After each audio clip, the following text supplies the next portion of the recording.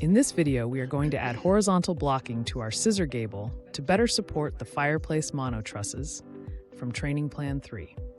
From Layout, let's click our scissor gable truss, labeled B01GBL. Using the 3D camera, we'll explore the layout to see what we're dealing with in this scenario. Because these fireplace mono trusses are tying into the gable, we will add horizontal blocking to serve as nailers. However, before we can add blocking, we need to identify a few important dimensions.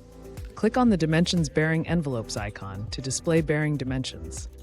With the bearing dimensions visible, we can see that the fireplace ties in at 16 feet from the left end of the scissor gable.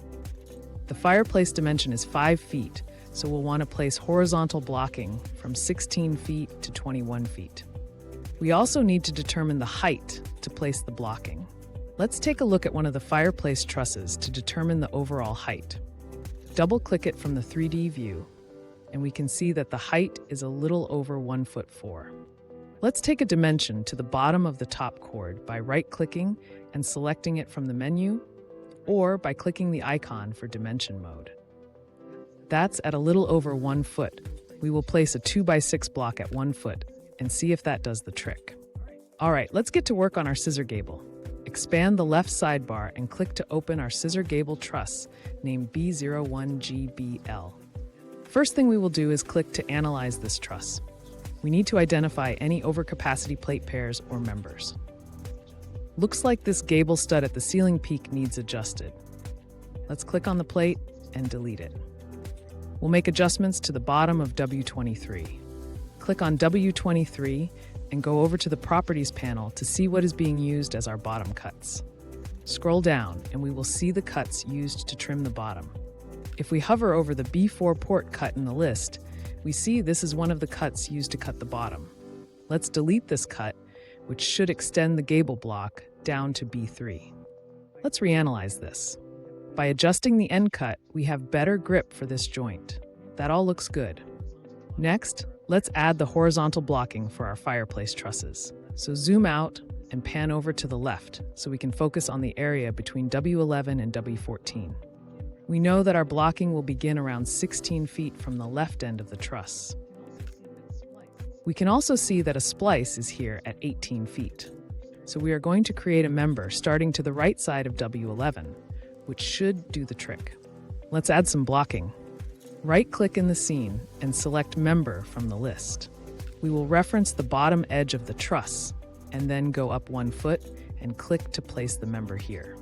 We want this blocking to be above the line, so let's right-click, select Geometry, and then select Above Line. We need to change the blocking to a 2x6. To do so, right-click and select Edit Lumber, then select 2x6. So, before we get too carried away with all of these, let's take a look at our 3D layout to make sure the blocking was placed in the correct spot. And sure enough, it looks good. This will provide ample blocking once we get the remainder of the members added. Let's go back over to Design mode, and we will add the remaining blocking. Right-click and select Member, then select the right side of W12 and then the left side of W13. Right-click again, select Member, click on the right side of W13, and over to the left side of W14. And for the last block, right-click, select Member, click the right of W14, and select the left side of W15. That should be all of the blocking here. Next, let's change the blocking to be 2x6s. Press Ctrl and click to select the 3 members, then right-click and select Edit Lumber. From the Dimensions option, we will select 2x6.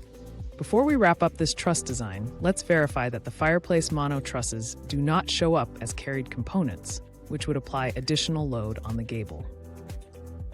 From the right sidebar, access Carried Components. Here you may see multiple connections for the FR1 fireplace mono trusses. If so, right-click on the Carried Components menu and select Delete All Connections. We can now click to reanalyze this truss to see that everything looks good and the truss passes checks. To wrap up this exercise, let's explore the analog by toggling on the analog model. The blocking members are defined as webs and are therefore included in the analog model. For this example, it would be acceptable to change the member types for these blocking members from webs to non-structural blocks, which removes them from the analog model. To demonstrate this, select one of the blocks and from the Properties panel, change member type to non-structural block. Now let's reanalyze this and note the change to the analog model in which the non-structural block is no longer included in the analog. And that's going to do it for this instructional video on adding horizontal blocking. Thanks for watching.